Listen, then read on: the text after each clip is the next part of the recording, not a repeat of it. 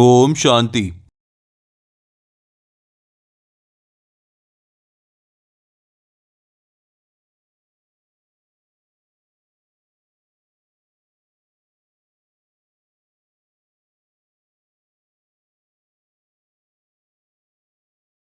நாக்கை பற்களின் நுனியில் வைத்து மூச்சு உள்ளே செல்வதை பாருங்கள்.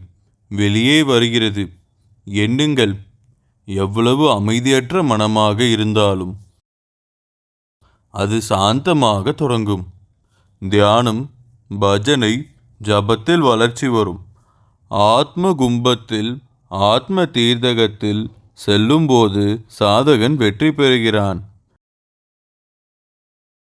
ஓம் நமோ பகவதே வாசுதேவாய வாசுதேவாய வாசுதேவாய. ஓம் நமோ பகவதே வாசுதேவாய. ஒரு சாம்ராட் தனது வாழ்க்கையை, ஒரு சாம்ராட் தனது நம்பிக்கையுடைய இளைஞரை கௌரவ சமராயத்துடன் கௌரவித்து, இளைஞரே, சில நாட்களில் நீ எனது நம்பிக்கையை நிலைநாட்டியுள்ளீர்கள். மேலும் நீ அரசு காரியங்களில் பெரிய திறமையும் நேர்மையும் காட்டியுள்ளீர்கள். நான் உங்கள் மீது மிகவும் மகிழ்ச்சி அடைந்துள்ளேன். நீ விரும்புவதை என்னிடம் கேள். இன்று உங்கள் கௌரவ தினம். விலையற்றதை கேளுங்கள், பரிசு கேளுங்கள் என்றார். நீ கேட்பதை தவறாமல் கொடுப்பேன். மனம் விட்டு கேள்.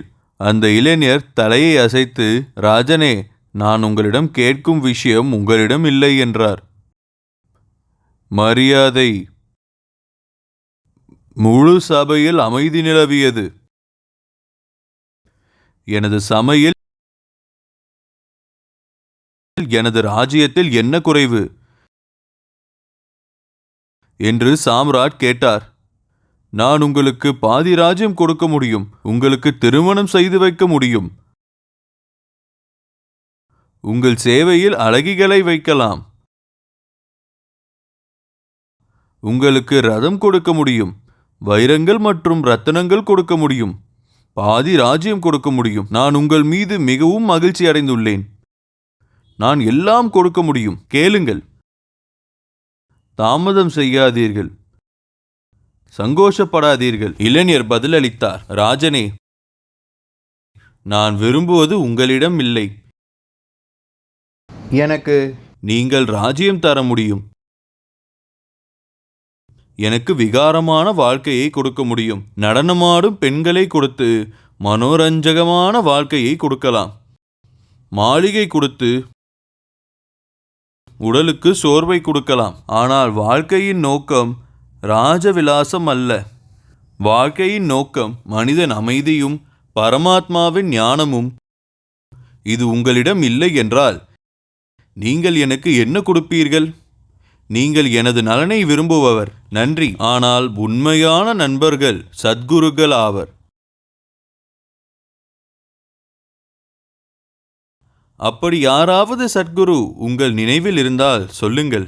ராஜா போஸ் தேடிக்கொண்டே அந்த இளைஞனின் நிமித்தம் தானும் சத்ருவின் தொடர்புக்கு வந்தார். மேலும் ராஜா போஸ்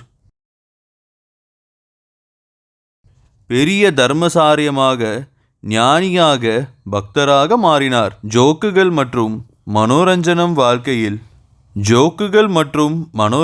வாழ்க்கையில் இலக்கு அல்ல. சிறிது நேரம், சில நேரங்களில் சிறிதளவு இருக்கலாம். இதுபோல சுரேஷும் கூறுகிறார். ஒரு மனிதன் நடுங்கிக் கொண்டே நின்றான். உன் பெயர் என்ன என்று கேட்டார்கள். அவன் பதிலளித்தான், என் பெயர் ஷேர்சிங்.